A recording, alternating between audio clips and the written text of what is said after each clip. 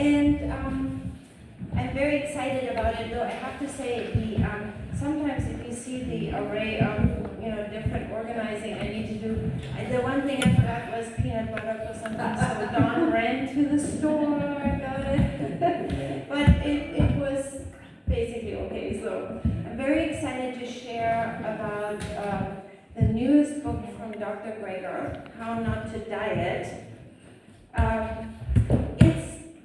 I'm not necessarily saying you should buy it. It's a brand new book.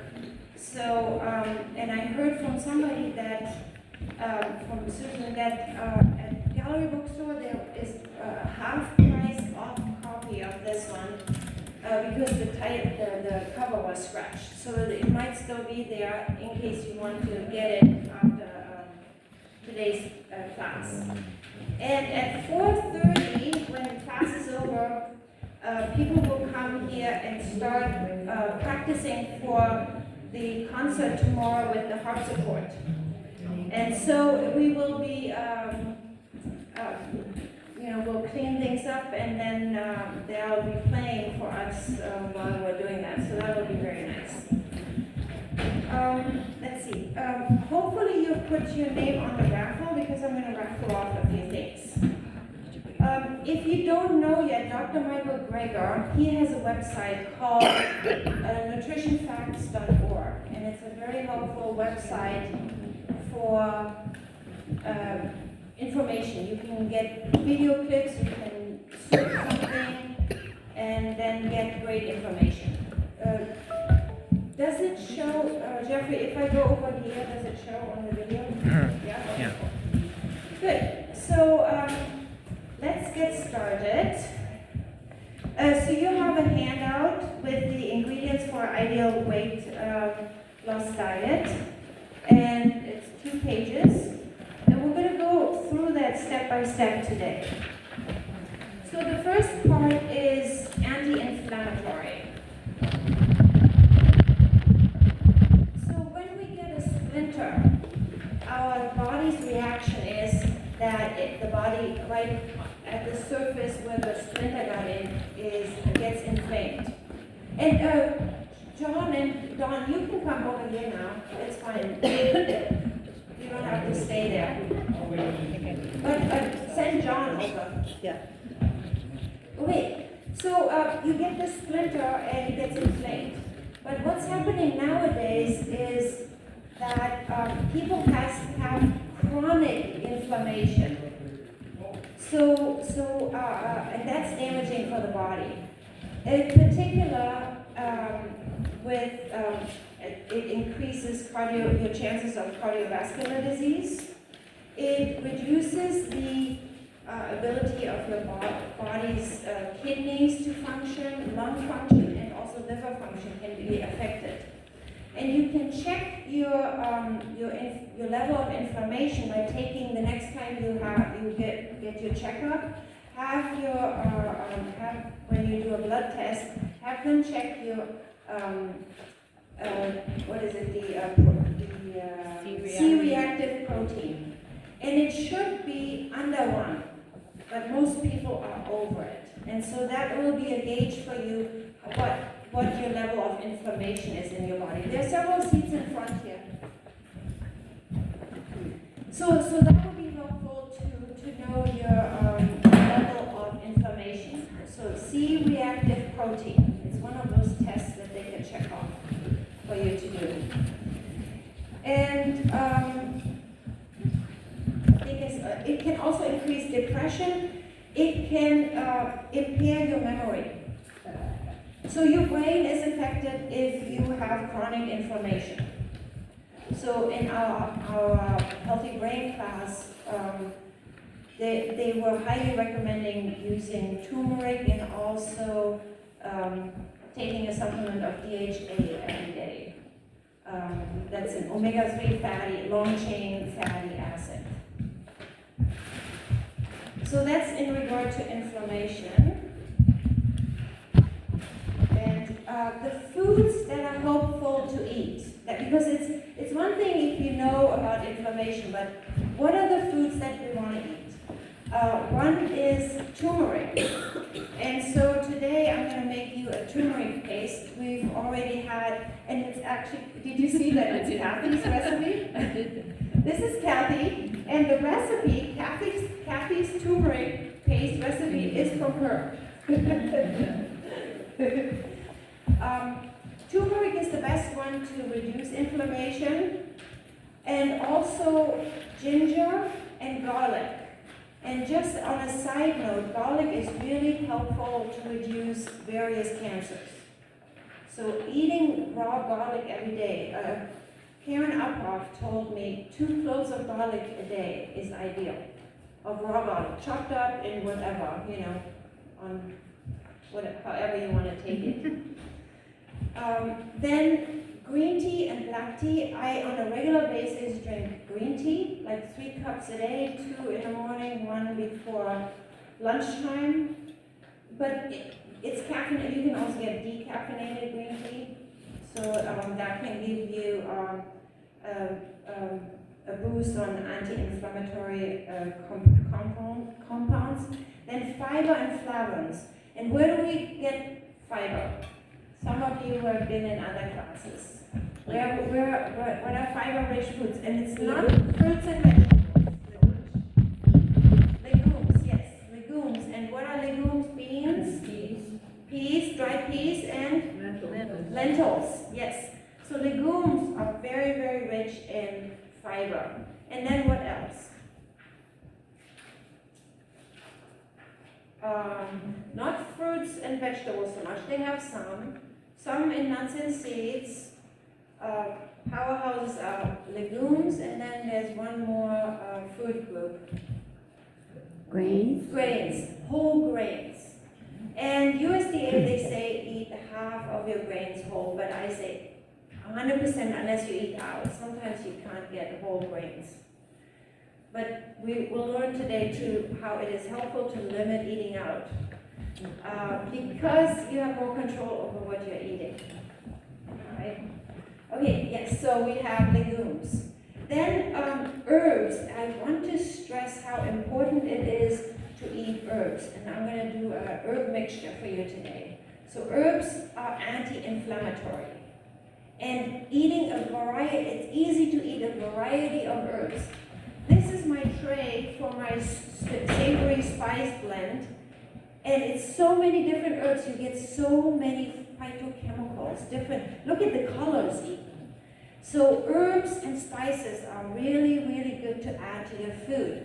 Plus you can avoid that way eating salt.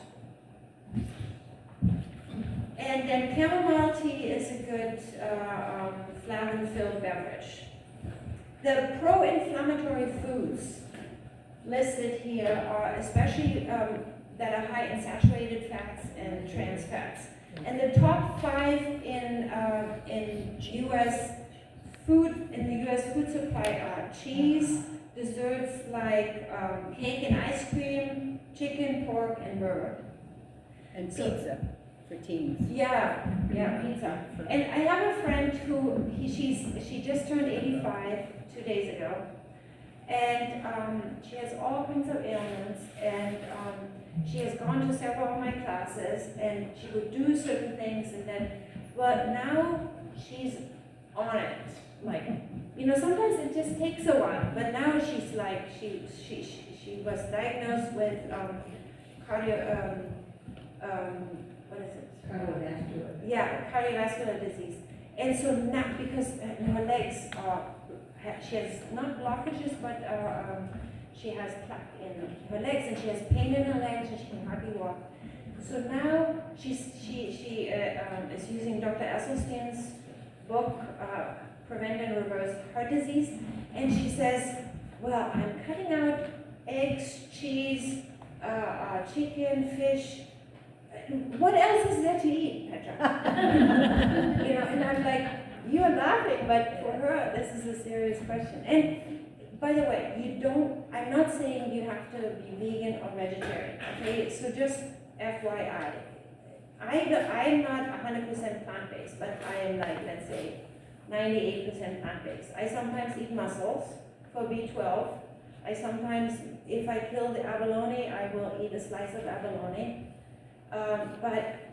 You know, it's just, so everybody has to make their own decisions on what to do. So I'm excited that she is on fire right now. So, and that's what I'm hoping for you. And I'm encouraging to come to all 4 sessions if you can. A few people couldn't come today, I don't. But it does help. If your schedule allows it, you know, try to come because each one is packed with information. So, to continue, we're going to make this turmeric paste now. So let me see if I can put this here.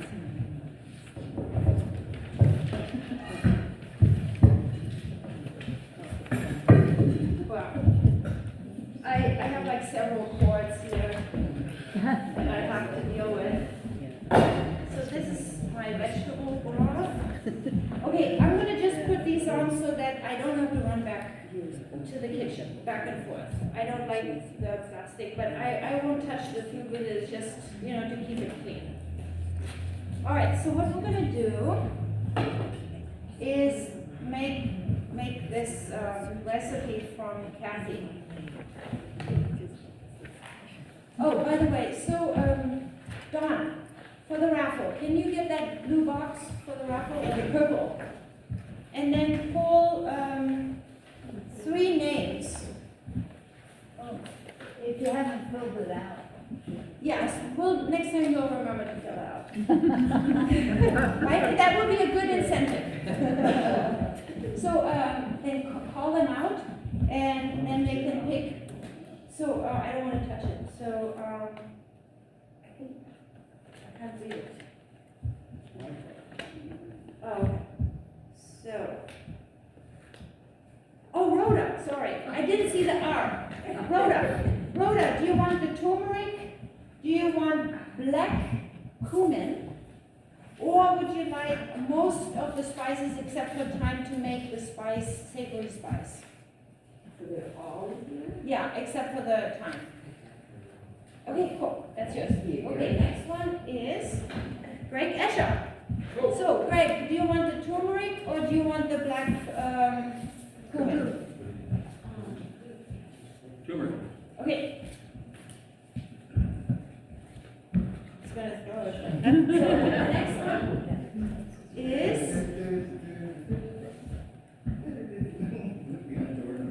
Jane. Jane, where is she? She was Jane. So you get the black cumin.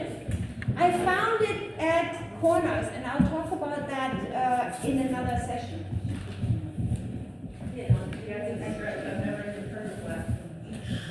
Yeah, and it's not related to the regular cumin. So turmeric, we just learned, what does it do for your body? Anti-inflammatory. Okay, this is fresh turmeric. You can get it at several stores. Corners, I think down home, probably Harvest has it too. It's similar to ginger, right? You can grate it, you can just, Dr. Greger recommends a 1/4 inch of fresh turmeric a day, or you can shred it in your food, but about a 1/4 teaspoon. And I'll bring you one handout from Dr. Greger, the daily dozens, and turmeric is in there.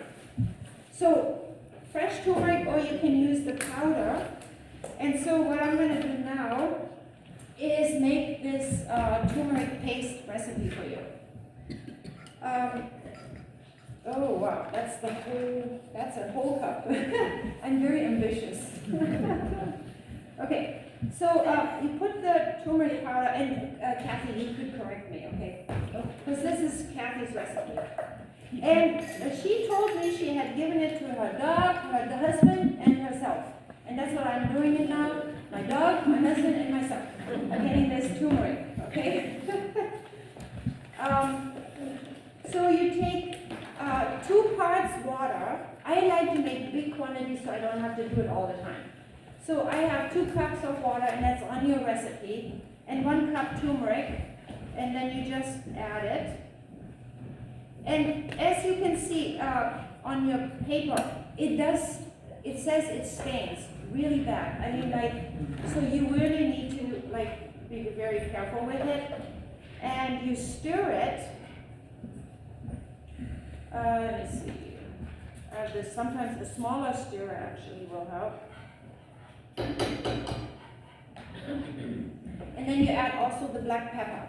And whatever, let's say a quarter cup turmeric you use a quarter teaspoon black pepper. That's the ratio. So for 1 cup turmeric, how much black pepper would I use? 1 teaspoon. 1 teaspoon, yes. And the black pepper intensifies the effect of the turmeric up to supposedly 2,000 times. I don't know how that is possible, but that's what Dr. Greger says on his website. And he's not just some doctor, but he looks at it's scientifically research. So he looks at research. I'm not coming up with this information. I'm just teaching it. That's my job. So you stir the turmeric, and you do that for several minutes.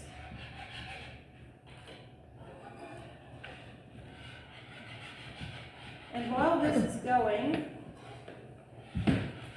I'm going to stir it once in a while. I'm going to go to the next one. I'm going to use a recipe now out of How Not to Die cookbook. The How Not to Diet cookbook is not out yet. I highly recommend getting this book. I have several of the recipes from the book because it's, no oil. It's like you don't even have to wonder, maybe except for the salt, some of these things. You don't have to wonder, is this going to be healthy for me? So we'll do the savory spice blend. This is starting to thicken a little bit. So adding more spices. You can make it super easy on yourself and just buy, let's say, organic, no salt seasoning from Costco. And Dawn and I sometimes go to Costco. So if somebody wants us to buy them some, we could create a list. Maybe Dawn, there is a list somewhere where we can write, you can put your name on it, and it's $8. I think $8, and it's organic. So you can just use that instead of making it yourself. It's not the exact replica of my spice blend, but it's something similar. Could you give me the name again? Yes. So it's called Kirkland. That's the Costco brand. Organic, no salt seasoning. 21 organic spices from around the world. No salt added. And you could make something without whatever you didn't like in it. The oregano. Yeah, the oregano. So you could make your own big batch. And so you don't necessarily have to make this. You don't necessarily have to make this turmeric paste. You can buy pills and use turmeric, but it's cheaper, and it's not hard to do. Will that stay fresh for a long time? About Oh yeah, well, 3 weeks. 3 weeks in the refrigerator. And what I do is I make I make a big batch and then freeze one. I put it in a glass jar, and I already mix it with the peanut butter. I put peanut butter in so that it tastes good. And then you don't have to swallow. It's not like swallowing medicine, something. So now I'm going to show you to do this savory spice blend. It's listed on the turmeric recipes on this side, and now we're on the back side, the savory spice blend. So what we have is we have 2 tablespoons of nutritional yeast. Then we have onion powder. Again, it's all organic. Dried parsley. And basil, and then thyme. I picked it from my garden. Then some garlic powder and mustard seeds. It will probably make a little bit more if I grind it. So I'm just going to put the fewer mustard seeds in there. Then paprika and more turmeric. Why not? And celery seeds. So I mix it all up.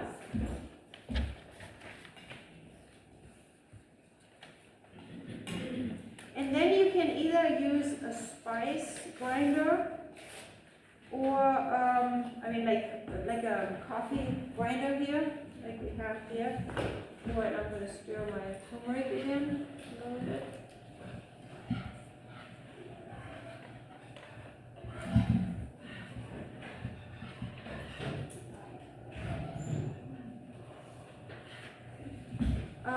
So then I'll just, hopefully it will all fit.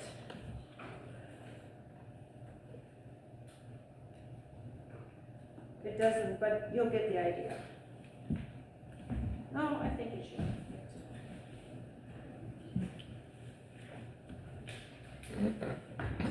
And you can also use a blender.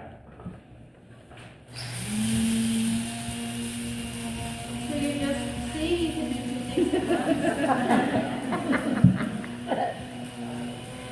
Oh yeah, then you do some breathing exercises, or you do your other exercises, or you sing. La, la, la. Okay. And then you have the spice blend. You put it in a container. I think this one is too small. This is my mom's. I brought it all the way from Germany. You want the one that was the soup one? I can go get that container. Well, you know what? I have this spice blend here. I can add it to my spice blend here. Thank you so much. Yeah. Okay. I gave this away for Christmas presents. So people really like it. So here's my savory spice blend, all done, and that will last you for a while. Okay, and then the turmeric I think is almost done now. It's pretty thick.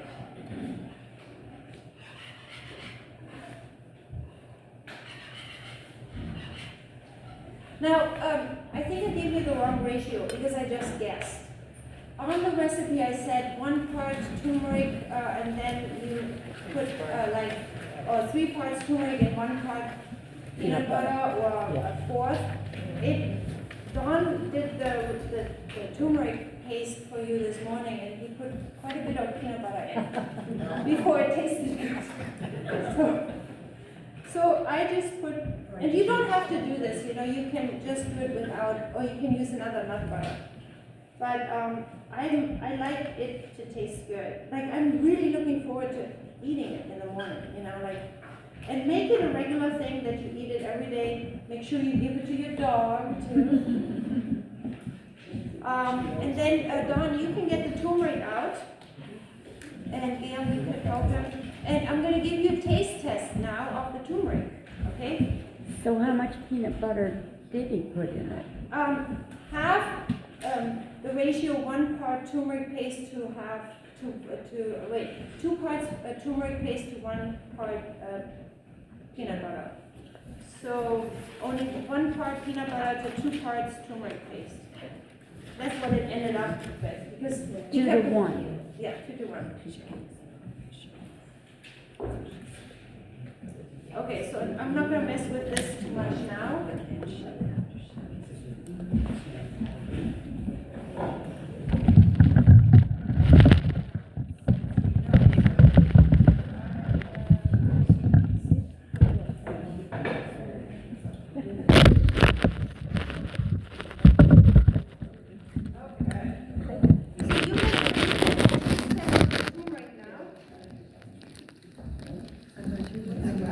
I'm assuming you used peanut butter with no sugar. Oh, yeah. For sure. Yes. And make sure you don't get it on anything. Do we need napkins? Or lick your fingers? Celery sticks. Celery sticks, yeah.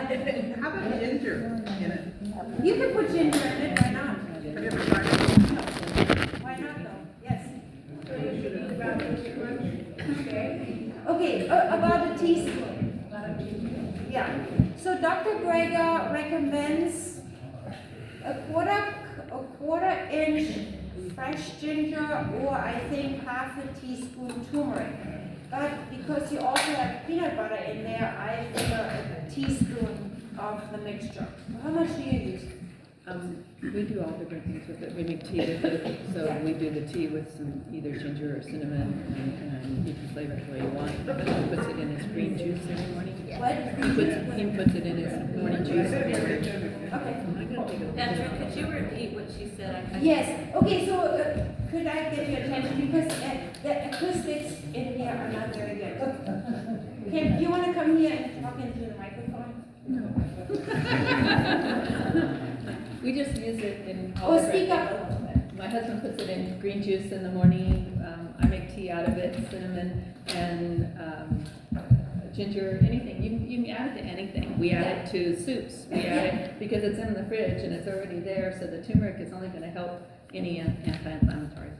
Yeah, We add it to stews, everything. great. Okay, cool, thank you. All right, so on to low in salt.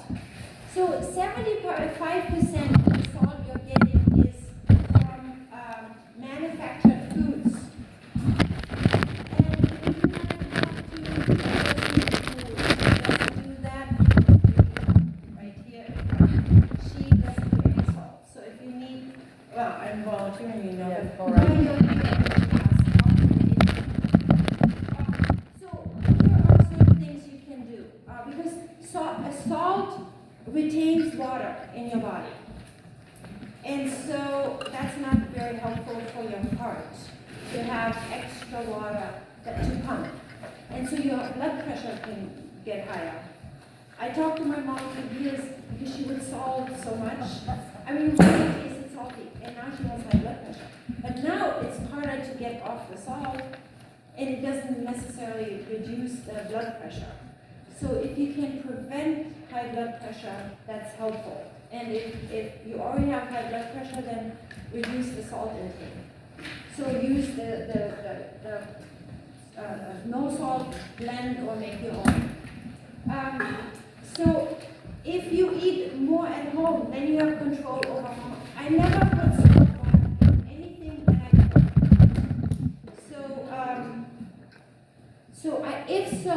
And I don't think I brought that. I use a sprayer of Bragg's Amino or Tamari, and you can get them at Down Home Foods. So you just spray a squirt, and it's 40 milligrams of, I tested, I measured it. One squirt is 40 milligrams of salt. So you can just spray it on the surface because potato chips have less salt on them than bread. It's because the salt in bread is inside and you don't taste it right away. But the salt on potato chips is on the surface, and so you taste it. So if you put it on the surface of your food, you go, oh, tasty, salt. So that helps. And then shop for low sodium options. I have, this is low sodium, but Brigitte tested it and it's basically no good because it's still high in sodium. 140 milligrams for half a cube. But it is lower than the other one. So that could be, so it depends on to what extent you want to do things, Like in my vegetable broth, I am putting miso, which also has salt, but it works differently in your body. It doesn't promote the cancer in your colon as much as regular salt. And what else? I think I've already, reduce bread. There's a lot of salt in bread. And in his book he says chicken is injected with salt solutions. So there can be a lot of salt also in chicken, so be careful of that. Okay, so now we're going to come to high water rich foods. And so what I want to show you is how to make this recipe for vegetable broth. Now, you don't have to make your own. Just, don't necessarily go, oh no, now I have to do this. I don't want you feeling overburdened. But, so you could use, wasn't this low sodium? That's not even low sodium. So you could use vegetable broth, but use one that's low sodium, or you can use these cubes with it. What I like about this vegetable broth is that what do you do? What do they do with vegetable broth? It's clear, right? It's strained. But in this vegetable broth, you know, I mean, I start. Here's how you start out. So I put this, and this I'll give away too. So that will start. So I have parsley. You have celery. You have an onion. You can or you cannot. You don't have to necessarily saute it. It's really up to you. Chop up the onion. Either saute it with the garlic or don't. Just throw it in there, and then some carrots and some dried mushrooms. And here's the miso. Where'd you get the dried mushrooms? Well, I got it at grocery outlet. Here's my problem with grocery outlet. They don't pay their employees very well. And so it's very hard for me to buy it, but you get some great deals. It's really hard. It's like, what do? You know, do you work for the workers, you know, and go to Trader Joe's? Or, you know, what do you... But anyways, yes.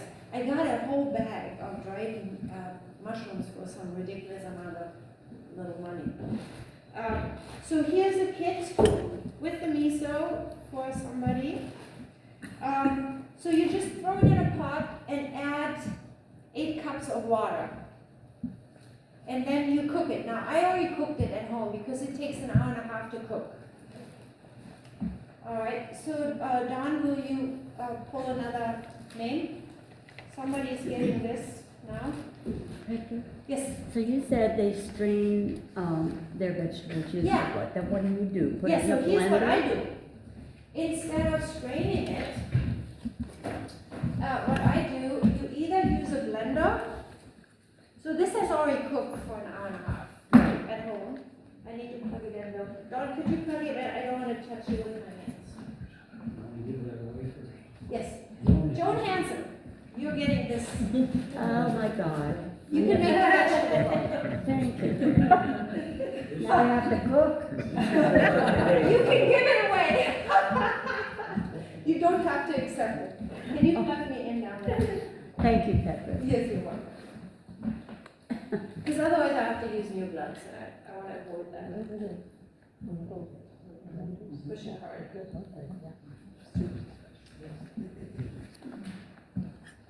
Oh, you closed it.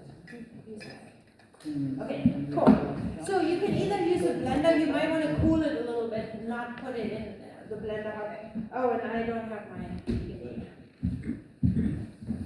Because it could splatter a little bit. This is a tricky apron. This happened once to Don. He put it on and then slowly it went down. And all of a sudden it was on the ground. It was very tricky. I saw it, you know, in slow motion.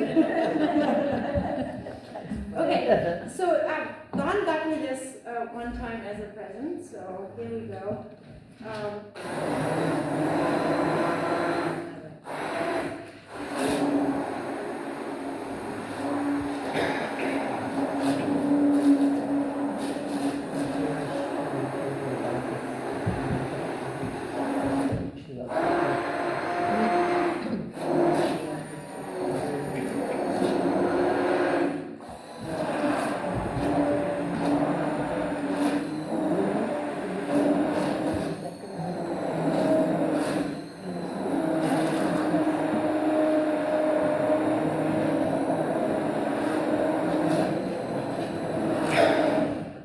Okay, well, I'm going to call this done. It might not be perfectly done, but that's okay. So, here's my base now for my soup that I'm going to make for you. So I have the vegetable broth. I'm turning this on higher. And what happens is, some of you, I mean, at least it happens to me, I get busy, and then I come home, I'm hungry, and then I want to eat. And so it is always helpful to have certain staples cooked, ready to go at home, okay? So when you have this vegetable broth already made, it can keep in the refrigerator for 5 days, or you can freeze it. I mean, certainly fresh would be better than freezing, but then you have an option. You can say, oh, I'm going to make soup, I'm going to take the vegetable broth out. Or you use regular vegetable broth. You know, whatever works for you. But if you have this blended soup, which is more, it just tastes better, I am finding, then you can just add things that you have already cooked. So Dawn and I, we eat sweet potatoes in the morning. You can either cook them in the slow cooker or in the pressure cooker in the morning. And man, if you have a pressure cooker, like an Instant Pot, you just put it in there and forget it. And then you just have to eventually take the pressure off, otherwise it will cook longer. Then you might have some leftover sweet potatoes because you want to cook more than just this one meal. So what you can do now, you have this vegetable broth, and well, I just go to my refrigerator and add the ingredients. So now we're on the kale and white bean soup on your piece of paper. So I have some sweet potatoes. I cut them up already ahead of time, but I'm just gonna throw them in there and heat them up in the soup. And then I have some beans. I rinsed them. I did use a can, but I used a BPA-free can, and I'll tell you in a minute why. Because you want things that are BPA-free because it increases obesity in people. Bisphenol A, it's called. And so either use glass jars or cans that have BPA-free, or BYOB. Boil your own beans. So you can do BYOB like Dr. Greger, and he's very busy. I mean, he will do interviews while he's on the treadmill, talking. I mean, he is busy, okay? So nobody's as busy as Dr. Greger, I know that. And he does the BYOB. So I rinse those because even with low salt beans, you can get more of the salt off. Or if you get a good deal on salty beans, rinse them real well and most of the salt will go off. But starting out with lower is helpful. And then you can saute some onions. What I did the other day, I had the vegetable broth, we came home and I was like, what are we gonna do? So I just threw the raw onions in there. I didn't do it for you because raw onions can be a little tricky, you know. So, I mean, not everybody likes raw onions, you know. So, we sauteed these onions this morning so that I didn't have to do it right here with the garlic. And then, I often have, every day we eat either steamed greens once or twice or a wrap with greens for nitric oxide, to produce nitric oxide in your arteries to prevent heart disease. So this is kale that Dawn steamed. So I'm just gonna, so if you have leftover kale, make a big batch. That was one bunch kale. It just reduces to just about nothing. If you already have heart disease, you want to eat 5 cups of cooked kale a day. It's a lot. Bring it to size. What? Go ahead.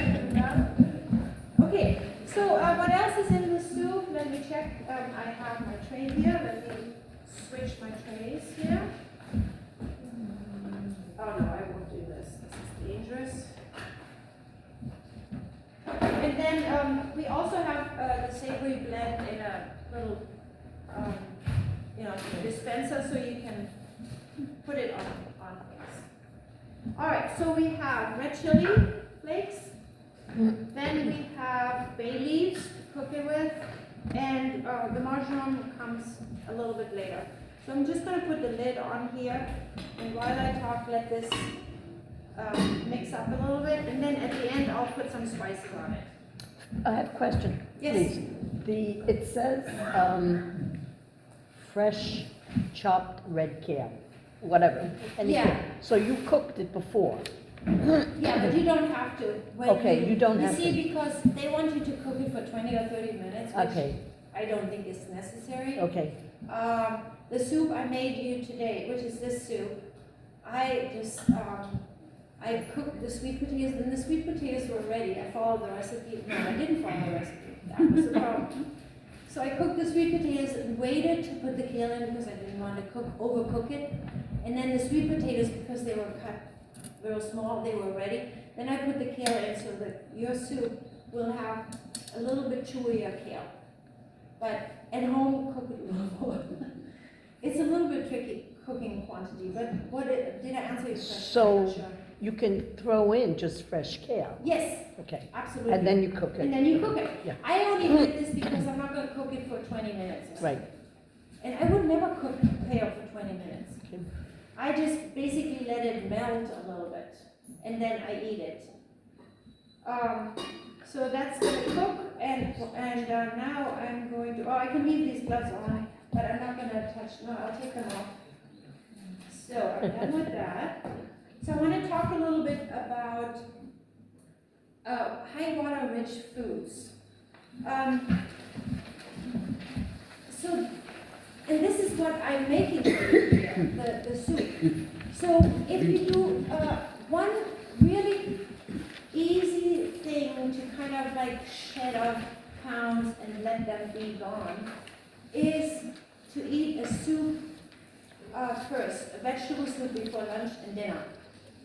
And I have a DVD that I'm hoping to show you in either next week or in the third class from Jeff Novick. He's a dietitian at Dr. McDougall's seminar in Santa Rosa. And they have done studies of what is the most satiating food so that people don't eat as many calories. Because I eat a lot of food, I really do. But I eat high water content food, fruits and vegetables a lot. And I preload with fruits and vegetables. That's one thing you can do.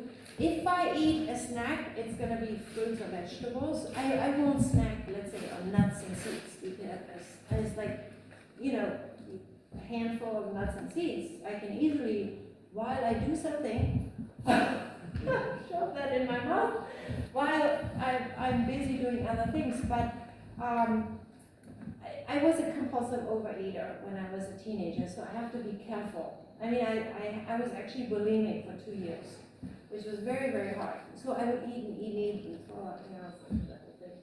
So I had an illness regarding with food, you know, where food was not, that was my drug of choice. And compulsive overeating is really hard. So I have compassion for anybody who cannot stop eating. So, so getting back to my snacks, if I eat snacks, I eat fruits or vegetables, or before the meal, like half an hour before, I will drink my green tea, or at night I will drink some herbal tea so that I hydrate in between. And also sometimes hunger will look like you're hungry but you're thirsty. And so you have to make sure that in between meals you hydrate well. And ideally before you get up in the morning, or what, no, not before. After you get up in the morning, before you eat breakfast, hydrate a lot. So like drink warm water to get your digestive juices going, maybe half a squeeze lemon juice in there. I put a little bit of liquid stevia in it because it's so, you know, it's more, what is bitter? No, not bitter. What is it? Sour. It's sour. So depends on how your taste is. So drinking before you eat really helps, and not so much drinking with your meal, because you don't want to dilute the stomach juices. So So I want to share with you the concept of sieving. And I'm practicing this now on my dog and my cat. Because if they are slimmer and trimmer, they'll live longer, and then they are more mobile. You know, they are more flexible. So the sieving is what happens, what they found out, if you drink water with your food, it just gets siphoned out in your stomach. The liquid gets siphoned out and the chunks of food stay in your stomach. It doesn't make you feel fuller. But if you blend the water with the food, like in this vegetable broth, then it fills you up more and you feel fuller. So that's a great way to eat something like preloading with what they call negative food calories. So any foods that are under 100 calories per pound that you can eat, and that's mostly vegetables. They have 100 calories per pound. So that really helps preload your food, and then you will eat fewer other calories later during your meal. Does that make sense? So eating a soup, you will have avoided the sieving because you blended the liquid with the vegetables. So a vegetable soup is really, really helpful.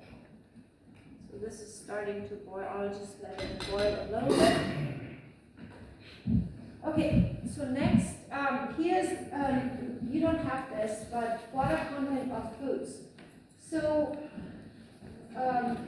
breakfast cereal is very low in water, right? Or candy bars, chocolate, nuts, pretzels, tortilla chips. So those are the things that you want to minimize. And the higher content water foods are especially your vegetables and some of your fruits like apples, apricots, winter squash, tofu, and a little bit less like avocado because it's fattier. The avocado is fattier. There's not as much water in it. Bananas are a little bit denser. And so eating higher water content foods will fill you up, but you will have fewer calories. We did the vegetable broth. So you have this, and I updated it, so I'm going to give you a better version which you don't have, but I can email it to you. So clean. Clean food is one of these things to pay attention to.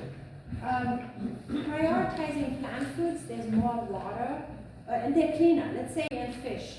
If you eat smaller fish, there's not as much mercury in it. But then if you eat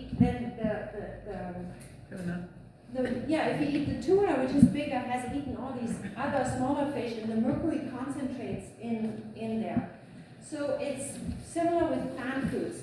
If we eat animal foods, then the animals have eaten the plants. But any toxins that were in the plant foods are now more concentrated in the animal foods. So eating lower on the food chain, so original foods like plants is better than more foods that have evolved through the animal eating the plants. So going more to the source of what the animals are eating to be nourished is helpful. BYOB, right? Boil your own beans. It's helpful. BPA-free cans or glass jars are really helpful too. And I'm trying to get away from plastic. There's quite a bit of plastic that I use today, but I do try to go more with glass containers and what else? Yes, glass containers. Then avoid plastic containers. That's a new one one of those, like it's a triangle and it has these numbers in it. Avoid 3 and 7 because there's more BPA in. And BPA has been shown, people who are more exposed to BPA have increased weight. And so getting BPA out of your diet is really helpful. by not buying cans that have this lining, this BPA lining. It's that white lining, and it will tell you on the here, I'll show you. It will show you on the can BPA-free lining. They're more expensive often. Sometimes you don't get as good of a deal, you know. Right, Greg? We like those deals. I can save money. Yeah, it's I get my nice. gambling highs. So, another thing where BPA is in cash register receipts. So, don't have wet hands when you deal with this, because I keep all my receipts, and now I'm really on a frugal kick. That's why I didn't buy all those books. It's like I'm trying to watch my money now, because it liberates you. You have more free time, possibly. And my grant was cut by a third. And so, you know, it's like I'm still doing it, but, you know, so I have to be more frugal. So avoiding those receipts really helps. Okay, next, and I'm going to turn this down a little bit, it's boiling now. Rich in fruit, excuse me. Rich in fruits and vegetables, and that's why I made you the vegetable soup, because they are lower in calories. Have a fruit bowl out, that really helps, you know, visually, or unless it really propels you to eat compulsively, then, you know, put it away, and then just have maybe fruit cut up in a container in the refrigerator. But try to do it when you open the refrigerator. Put the fruit that's the healthiest right there. So not necessarily in the vegetable drawers where they're hidden, but right in containers that you already chopped up so you can just grab it. Or, you know, just wash the celery and just, if you're hungry, you come home really hungry, grab the celery and or the carrot so that you have something to eat right away. Garlic really helps increase weight loss. So add more garlic into your food. Could you address yourself to the freshness of it, or if you pickle the garlic, or? Fresh garlic is better generally than pickled, I would think. Pickling, would you use salt? Yeah. Yeah. So Not necessarily, I do it with honey. oh. We always, no, I would still read the fresh, probably. But if you will eat more garlic with the honey, then maybe that is a way to go.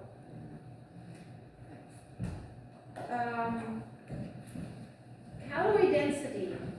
So I gave you a sheet, an extra separate sheet, and I'd like you to put that on your refrigerator.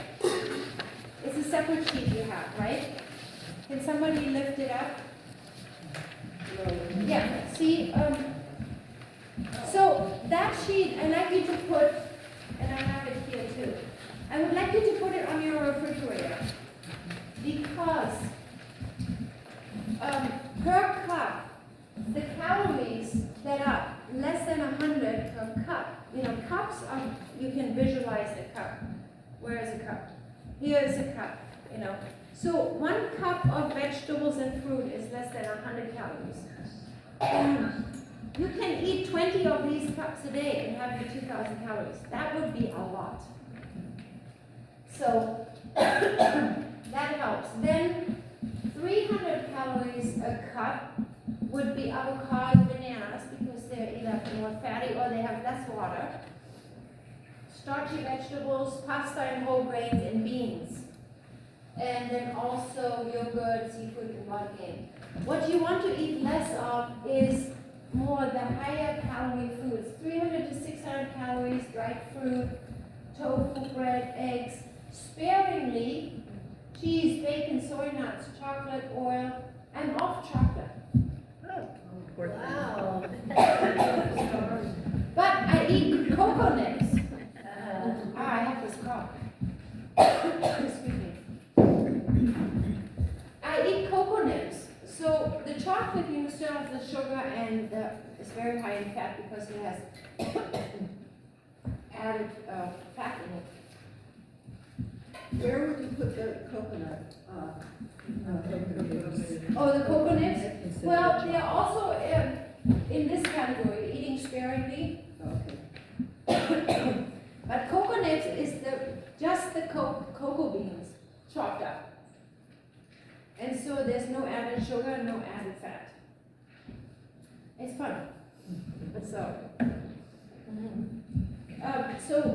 and the only exception is nuts and seeds. Because nuts and seeds actually increase your lifespan.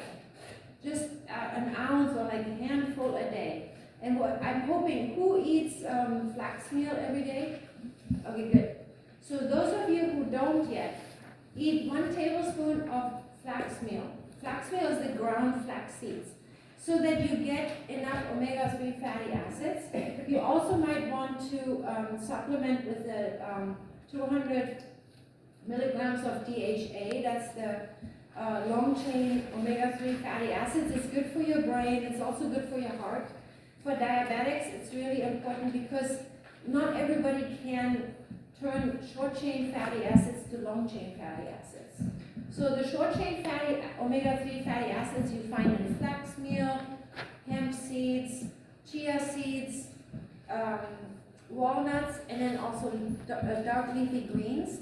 And then our body translates those, converts them to long-chain omega-3 fatty acids. But not everybody is doing that. And so just as an assurance for your brain and your heart, add a supplement of DHA. Is it a pill or a capsule? It's an oil. It's in an oil. In an oil? It's in a capsule, in a, It's a capsule. yeah, it's a capsule. Okay, so you have that on your refrigerator. And then cheat appetite by eating light things, especially vegetables, and eat foods with no more than 300 calories per cup. So if you stick with that, that's mostly the foods I eat. I don't eat the other things. And so use that chart to guide yourself so that most of your food comes from that. Again, you don't have to be a vegan or vegetarian. This class is for anybody. Just tips of how to shave off those the calorie density. While I'm going to set up the video, while we watch the video, I'm going to set up this strip I have. I have this long strip of 0 to 4,000 calories. Because that's the range of the food that we have per pound. So what do you think is 4,000 calories? Doesn't matter what. It could be oil for your car, it's 4,000 calories. And then what do you think is the lowest?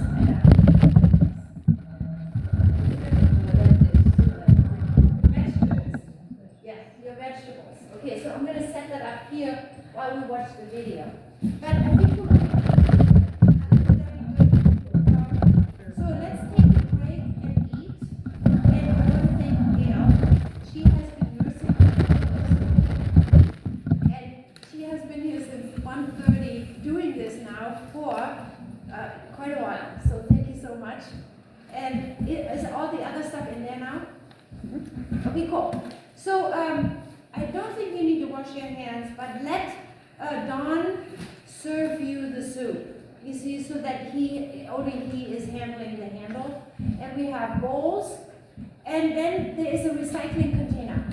We have regular spoons, but use the paper plate can go into the compost, not recycling, into the compost. Any leftover soup can go in there. Oh shoot, I'm gonna get you crackers that I have not set up yet. I bought crackers at Trader Joe's. They are very dense food, higher in calories, but they are lots of seeds, and I have some that are gluten-free and some that are regular. So we're gonna have the soup for you, and it's not a huge amount, but it will give you a taste test of this soup. And this we can, So before we end this, I want to show you now how to finish this soup off. And Don, in my car, there's a bag with crackers. I need that. Okay? So I'm going to add the following ingredients. Nutritional yeast, and then the savory blend, and some marjoram, and I'm gonna mix it up. And then I'm gonna take a, let's see, I have this here. So I'm gonna take a cup out, because I'm gonna add, do you want me to take some off before I put miso in? It's okay? Okay. So I'm gonna take, mostly I want the broth.